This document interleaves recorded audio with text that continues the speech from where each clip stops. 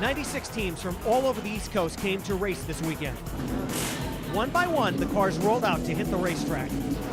As the midget race cars raced around the track, I suited up for the ride. We're ready to go.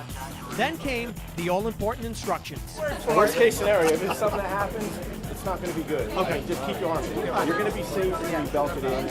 Any final words beforehand? I'm really excited. I can't wait to get in the car. It looks like it's a heck of a trip. Then, the moment of truth, getting in and buckled up. And it's always good to make friends with the driver beforehand. Will, how are you? Nice to meet you. I just wanted to remind him to take it easy on me. Now, do I tell him before that I have a wife and kids at home? Should I tell him that I really don't care? Gentlemen, start your engines. The midget cars race around the track that have been sprayed down with soda for traction.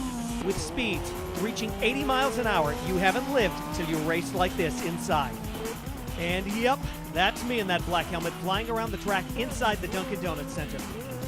Normally during the race, up to 20 cars will be on the track at the same time. My ride was over, and I think I did well. It was great. It was, almost like driving down 95 going around Thurber's Ave. But it was, a great ride. Taking those corners was amazing. As we flew around the corners, you could feel the tires like grabbing a hold. He was great. I'm glad we drove with him today. It was a lot of fun. But I had to check in with the expert. And how was I as, a passenger in the car? I'll tell you what, you weren't bad once you stopped crying. I mean, it was the first couple of laps, when you were screaming, and you know that Geico commercial with the pig down on the the luge, the street luge, and he's you kind of sounded like that, but once we got in the groove, you were fine. Driving one of these cars, you have to stay focused. Now, so imagine these guys having to go through 4 corners in a 4 to 5 second lap, and you felt the G-forces. You felt the way you get thrown around in the car. And the other thing is, when you stack them up, we had the whole racetrack.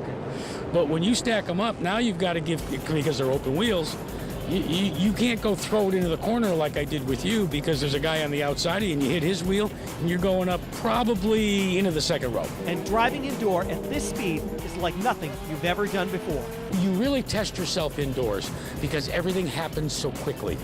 And, when you get to be my age, your hand-eye coordination isn't quite as quick. That's why they relegated me to being the two-seater driver. I'm glad you're telling me this now that I'm out of the car and in one piece before I get in the car. Well, you were supposed to tell me to turn left, and he forgot.